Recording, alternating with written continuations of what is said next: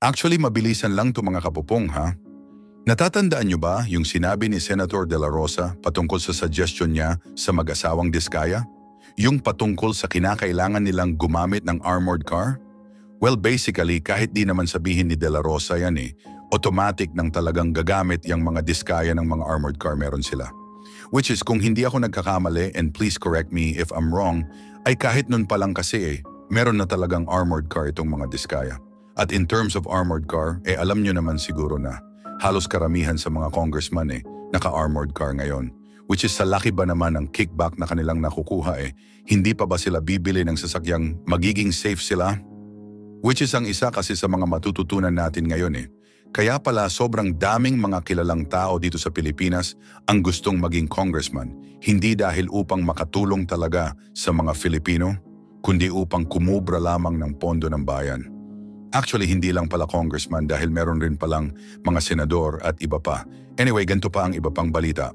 Isang bagong alyansa ang nabuo sa pagitan ng mga lokal na pinuno at iba't ibang civic groups upang mas mapalakas ang pananagutan sa mga proyektong pang-infrastruktura.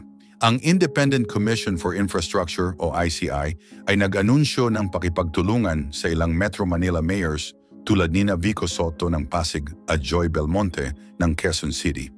Ayon sa kanila, layunin nilang magbigay ng masusing pagsubaybay, dagdag na transparency at mas matibay na check and balance sa mga proyekto ng gobyerno.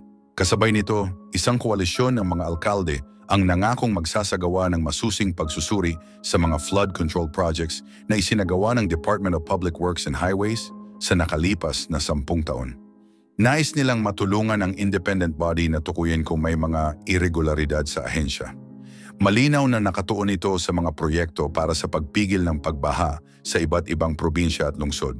Sa mga oras na nagsasagawa ng pagdinig sa Senado, 2 dating engineer mula sa DPWH na sina Bryce Hernandez at JP Mendoza ang naglahad ng kanilang testimonya. Sinabi nila na may ilang flood control works sa Bulacan at kalapit na lugar na hindi natapos ng maayos at may ilan pa umanong hindi na ipatayo ngunit na i-report na kumpleto na. Ayon sa kanilang pahayag, bahagi ng pondo ng bawat proyekto ay napupunta sa mga hindi tamang paggamit. Sa isang pagkakataon, mismong ang presidente ang nagsagawa ng inspeksyon at nadiskubre na ang ipinapakitang proyekto ay wala pala sa aktual na lugar. Lumakas ang panawagan mula sa publiko. Noong ika-21 ng Setyembre, libu-libong mamamayan, estudyante at iba't ibang grupo ang nagsama-sama sa Maynila at iba pang lungsod upang hilingin ang mas malinaw na paliwanag at pananagutan. Sa mga oras na pinalawak ang investigasyon, iniutos ni Commission on Audit Chairman Gamaliel Cordoba ang agarang audit sa mga proyektong inilaan para sa Bulacan. Sinabi niyang dapat masiguro ang aktwal na pag-iral at tamang pagsunod ng mga proyektong sinimulan mula pa noong unang bahagi ng 2022. Bukod dito, hiniling din niya ang masusing review sa kabuang flood management plan sa Kalakhang, Maynila at karatig na lugar. Nangako rin ang grupo ng mga alkalde na magbubukas ng whistleblower hotline upang makapagsumbong ang mga residente ng anumang irregularidad sa kanilang lokal na infrastruktura. May ilang alkalde na rin ang nagtanong sa kanilang mga kinatawan sa Kongreso ukol sa mga hindi malinaw na proyekto.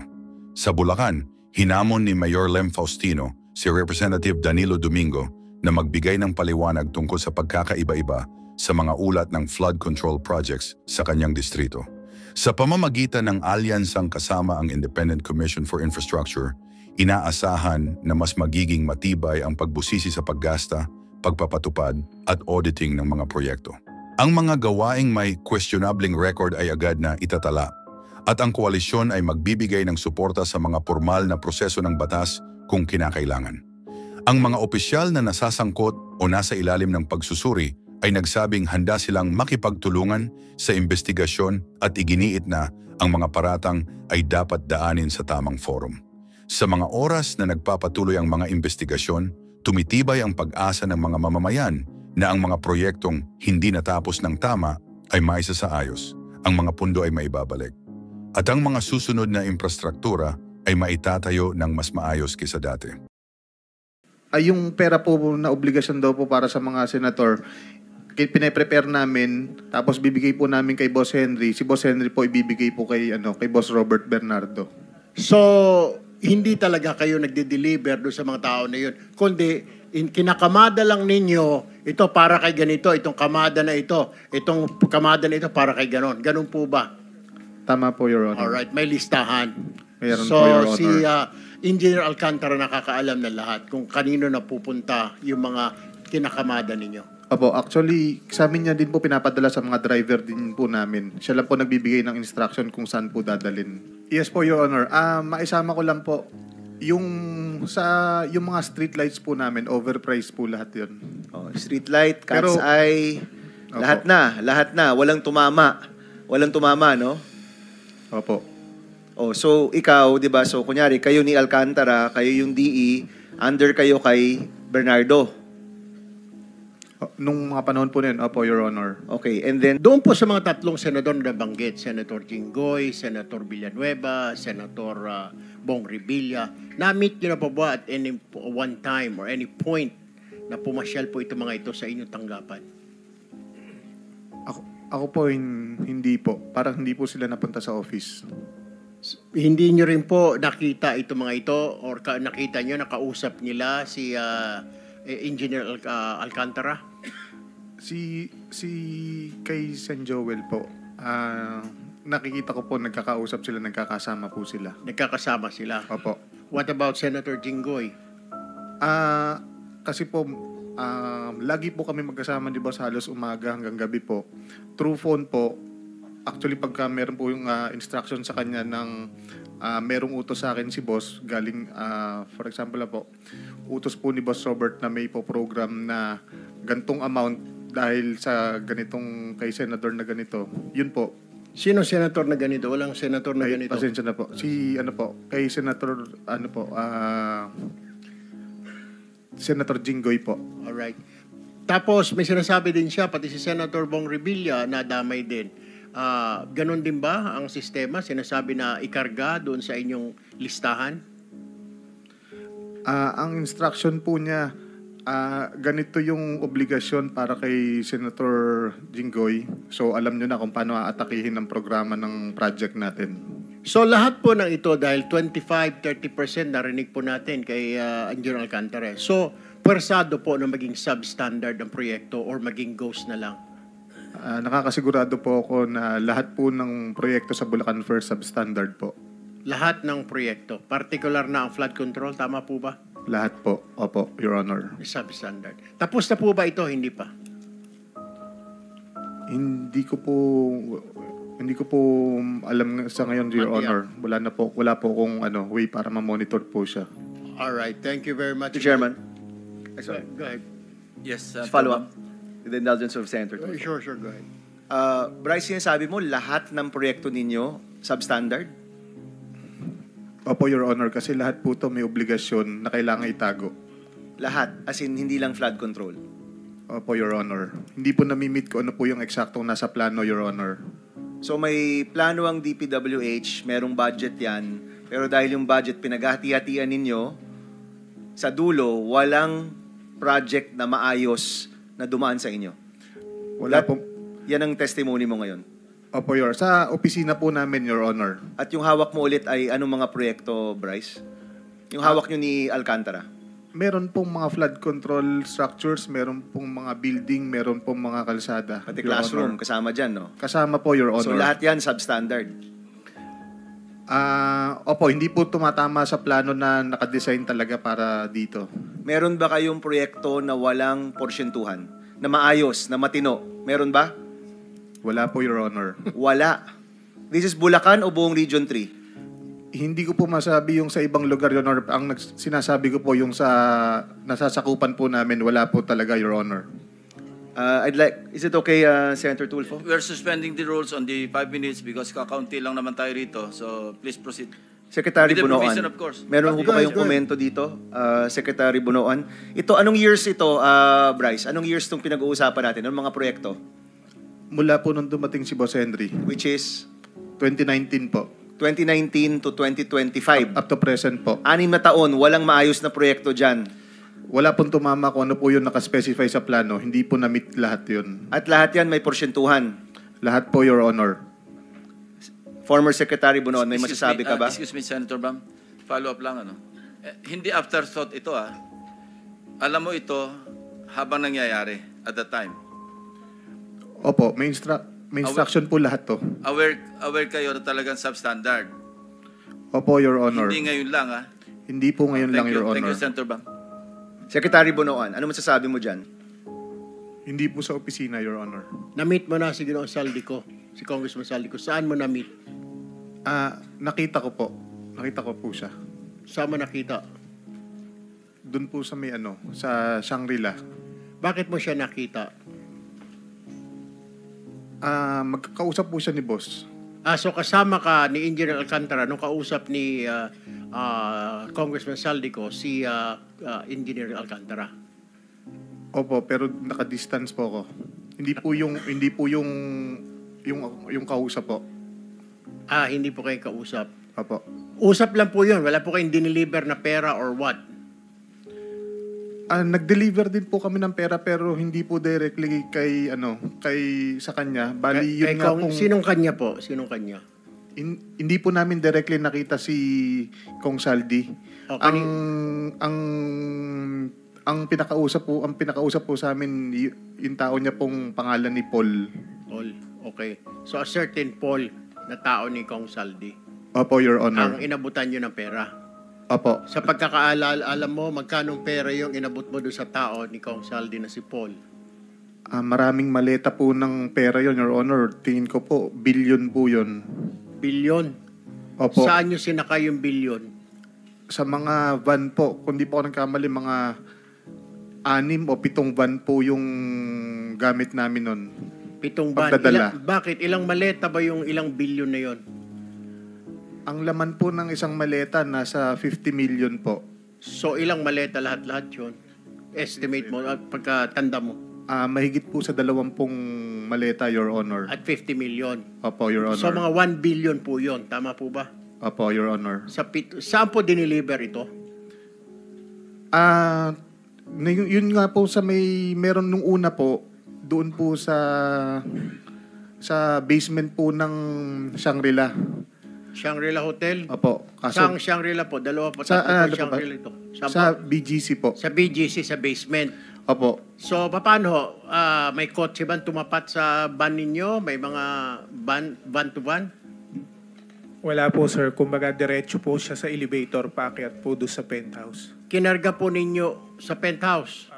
Sa Kaninong- pinakataas po, actually, yung isang kasama po namin na si Engineer Paul, nakarating po siya mismo doon sa loob nung Penthouse. doon sa taas. So, yung 20 maleta na yon ay sa penthouse ninyo i-deliver sa Shangri-La? Yes po, Your Honor. Alright. Bukod Now- po sa Shangri-La, nagdadala rin po kami sa Valle Verde. Valle Verde din po, bahay din po ito ni Congressman Saldico. Kagaya nga po nung sinasabi ni Boss Henry kanina, nung unang, kung hindi po ako nagkakamali, unang 2 taon sa Shangri-La po. Nung mga sumunod na taon, puro sa Valle Verde, 6 na po. Moving forward, I don't know what to say, Your Honor. This is the first time that I have heard about all these shenanigans that they're doing actually in this district engineering office. They're supposed to monitor. They have to submit monitoring. In my watch, they're supposed to submit monitoring reports every phase of the work, every phase of the project, Your Honor. Sino pong in charge ng monitoring po sa DPWH? Dito po sa Bulacan. The regional office will be the one to monitor, but they will submit. They will be submitting actually Magpangalan kayo, Secretary. Kasi ito, first time ko ito narinig. We're investigating flood control. Ngayon inaamin lahat ng proyekto, pati classroom, pati hospital, pati tulay, pati kalsada, lahat substandard. No? That's what you're saying, Bryce, no? Hindi po, Your Honor. Nagiging substandard po siya in the sense na, for example po, yung konkreto niya, dapat is good. Pagdating po ng 7 days, dapat pwede na pong magamit. Or 3 days. Ang ginagamit po natin is yung mas matatagal po. Minsan po 14 days, 28 days. At saka Mas mura. mas mura po, tsaka mas mababa po yung yung strength ng konkreto na ginagamit. Okay. So, hindi yung, let's say, length. Hindi kayo nagbabawa sa length. Ng, let's say, isang kalsada, mga 10 kilometro dapat. Ang gagawin nyo, 8 kilometro lang. Hindi ganon. Bubuuin nyo yung 10, pero mas murang kagamitan ang ginagamit. Ganon po ba? Yes. Minsan po ginagawa din po yung pagbabawas ng length pero minimal na lang po. More on quality po talaga ang nawawala. Yun. So that's why you called it as you termed it as substandard. Okay. Now, doon po sa well, naintindihan ko yung sinasabi niyo na overpriced yung mga ganon. Yung ano itong 10% lang ang hinihingi o binibigay nyo sa proponent? Ano yung mga... Yung mga buildings po. At saka yung mga... Multipurpose buildings? Yes po, multipurpose buildings, school buildings, mga roads so, po. kung 10% na lang yung inaawas doon, paano nagiging substandard pa rin? Di ba mas hindi na masyadong substandard? Your Honor, kasi po, paliwanag ko lang po. Yung obligasyon po is 10% pa lang po. Marami pa po siyang mga existing na gastos. So kung sa flood control po, natitirang budget for construction is nasa 30% na lang. Sa mga buildings po ang natitira po diyan mga 50% po. So kalahati lang po talaga ng budget ang ginagamit for construction. Okay. Wala yung 10%. Palagay mo, hindi 10%. Walang 10% na bibigay sa proponent. Magiging substandard pa rin ba? Marami pa pong kinoconsider na expenses, Your Honor. Hindi lang po yung sa proponent. Kaya nga, sa DPWH. Yes po. So magiging substandard pa rin po. May COA pa kayo. May ganyan. O, yung hatian, nagkakaroon pa rin. Ano? Opo, Your Honor. Alright. Mr. Chair, may I interject? Senator Tulfo is recognized. Let me just ask. Thank you. Let me just ask po, Mr. Fernandez, Bryce, sabi mo, yung building ay substandard. Tama po, naging substandard. Opo. So are you saying, I don't know, maybe the former secretary of DPWH can answer me this or anybody from DPWH. If the building is substandard, sir, so ibig mong sabihin, paano pag nagkaroon po ng earthquake, how safe are we in government infrastructures now? Lalo na po yung mga gawa ninyo sa Bulacan. Paano pag tinamaan ng earthquake kayo dyan, intensity 5, intensity 6, mamamatay. Lalo ng mga eskwelahan, mamamatay ang mga bata sa ospital natin. Madudurog at guguho ang building. Is that what you're saying, Mr. Bryce? Your Honor, ang ibig sabihin ko po ng substandard, hindi po nila nasunod ko ano po yung nasa plano. Exactly. Opo. So, kasi po, ang ginagawa po... No, pero yung tibay, engineer po kayo. Yung tibay, satisfied ka ba do sa tibay? Because substandard po, yung semento, yung bakal na ginagamit, maliliit, hindi ba delikado po yung pag nagkaroon tayo ng earthquake? Pag nagkaroon tayo ng... Diyos ko po, hindi lang dapat itong investigasyon natin, Mr. Chair, sa Bulacan nakasentro, kundi sa buong Pilipinas. Baka malay mo, magka-earthquake. Sabagay ito, matagal na itong Senado na ito. Mukhang hindi pa corrupt yung mga tao dati noon. Ngayon lang, bago na lang yata ngayon. So, are you saying, how safe are those buildings that you constructed in Bulacan? How safe it is? Hanggang anong intensity ang kaya niyang bago siya madurog? Your Honor, i-explain ko po. Sige. For example po, hospital, meron pong planong ginagawa ang Department of Health na susundin po natin. So, ang ginagawa po natin, sinusunod po natin to kung ano yung gusto nilang plano. Pero ang ginagawa po namin, binabago po yung plano. For example, nilalakihan po namin yung mga foundation sa plano lang po at sa program. Pero sa actual, hindi po ito. Sinusunod lang po natin kung ano po yung design nung agency na plano nila. Yun lang po. So merong structural deficiency kung tawagin.